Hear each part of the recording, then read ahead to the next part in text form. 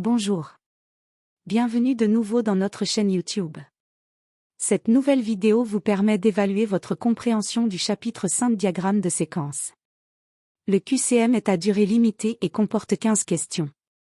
Vous avez 30 secondes pour chaque question. Un compteur sur votre gauche indique le temps restant.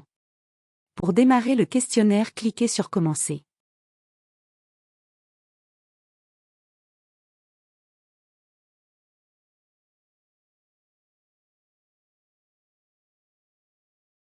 Question 1 sur 15.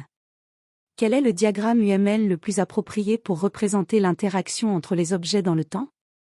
A. Diagramme de classe. B. Diagramme de séquence.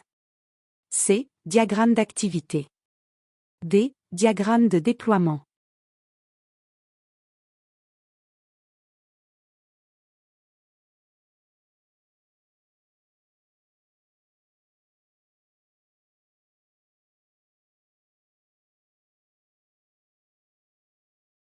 Question 2 sur 15. Dans un diagramme de séquence UML, que représentent les flèches horizontales? A. Les interactions entre les classes. B. Les appels de méthode ou messages envoyés entre objets. C. La hiérarchie des classes. D. Les transitions d'état d'un objet.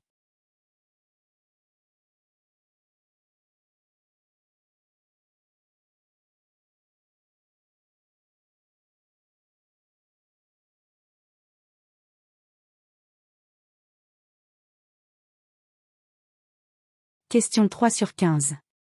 Dans un diagramme de séquence, que représente une ligne de vie, lifeline?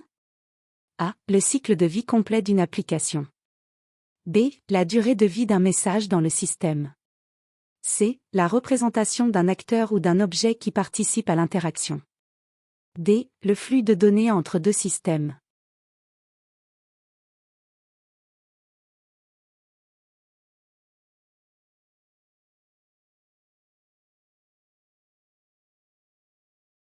Question 4 sur 15. Comment est représentée une méthode appelée de manière asynchrone dans un diagramme de séquence? A. Par une flèche pleine avec une pointe de flèche ouverte. B. Par une flèche pointillée avec une pointe de flèche ouverte. C. Par une flèche pleine avec une pointe de flèche pleine. D. Par une flèche pointillée avec une pointe de flèche pleine.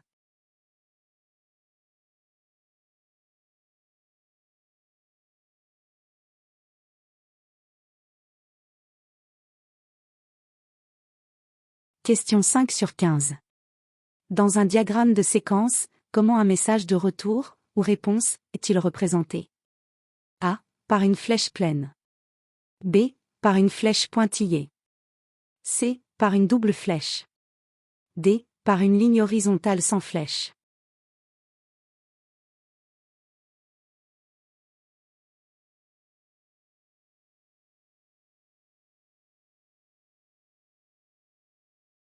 Question 6 sur 15. Quelle est la signification d'un fragment alt alternative dans un diagramme de séquence UML? A. Un groupe de messages exécutés de manière itérative. B. Un groupe de messages où une seule des conditions spécifiées est exécutée. C. Un groupe de messages qui doivent tous être exécutés simultanément. D. Un groupe de messages qui est exécuté en boucle infinie.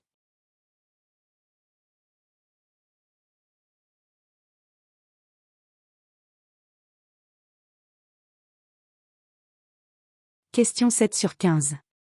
Que représente le fragment loop, boucle, dans un diagramme de séquence? A. Un seul message envoyé plusieurs fois sans interruption. B. Une séquence de messages répétés un certain nombre de fois ou jusqu'à ce qu'une condition soit remplie. C. Une interaction entre deux objets sans fin. D. Une interaction qui est déclenchée manuellement par un utilisateur.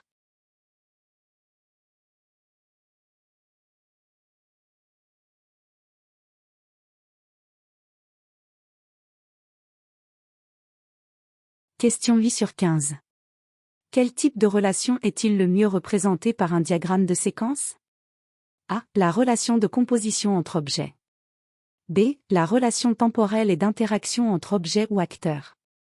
C. La hiérarchie d'héritage des classes. D. La relation de dépendance entre modules.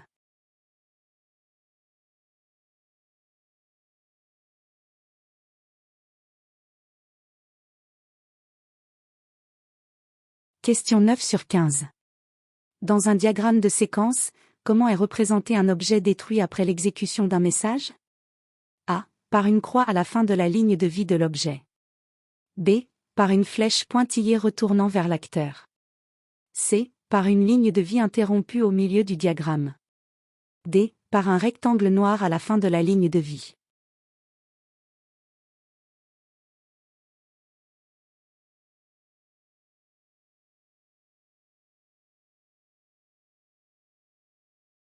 Question 10 sur 15. Que représente le fragment ou PT, optionnel, dans un diagramme de séquence? A. Une section d'interaction qui ne s'exécute que si une condition particulière est vraie. B. Un ensemble de messages qui doivent toujours être exécutés. C. Une interaction qui se produit uniquement en cas d'erreur. D. Un processus manuel déclenché par un utilisateur.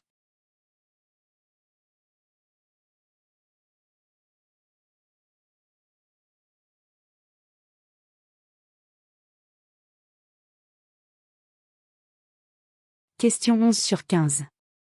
Lequel des éléments suivants n'est pas typiquement représenté dans un diagramme de séquence? A. Les objets ou acteurs. B. Les messages entre objets.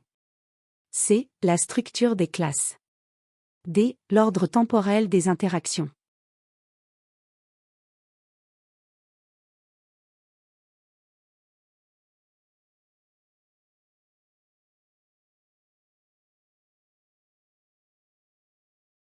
Question 12 sur 15.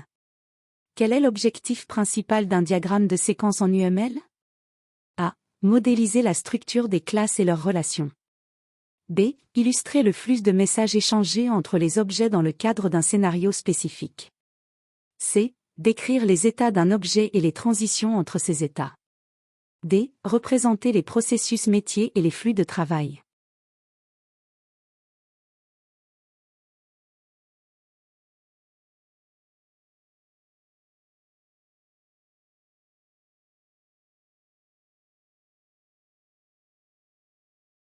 Question 13 sur 15. Dans un diagramme de séquence, quel élément représente l'objet ou l'acteur participant à la séquence? A. Une ligne de vie, lifeline. B. Un cas d'utilisation. C. Un état. D. Un diagramme de classe.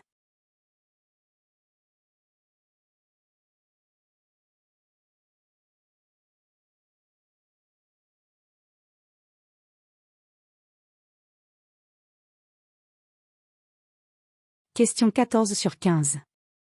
Que représente une activation dans un diagramme de séquence? A. La durée pendant laquelle un objet est actif et en train de traiter des messages. B. Le début d'un nouveau cas d'utilisation. C. La fin d'une séquence de messages. D. La création d'un nouvel objet.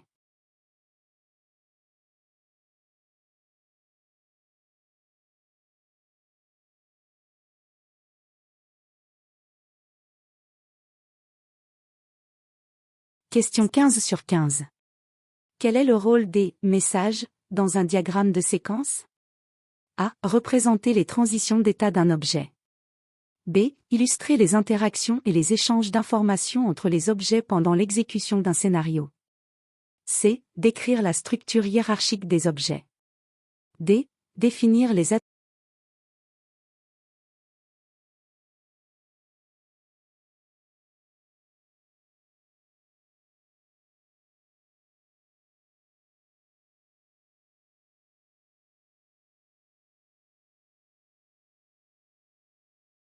Bravo, vous avez terminé le QCM sur le diagramme d'objet maintenant. N'oubliez pas de vous abonner à notre chaîne YouTube. Il est possible de vous exercer avec le QCM, le lien existe dans le premier commentaire.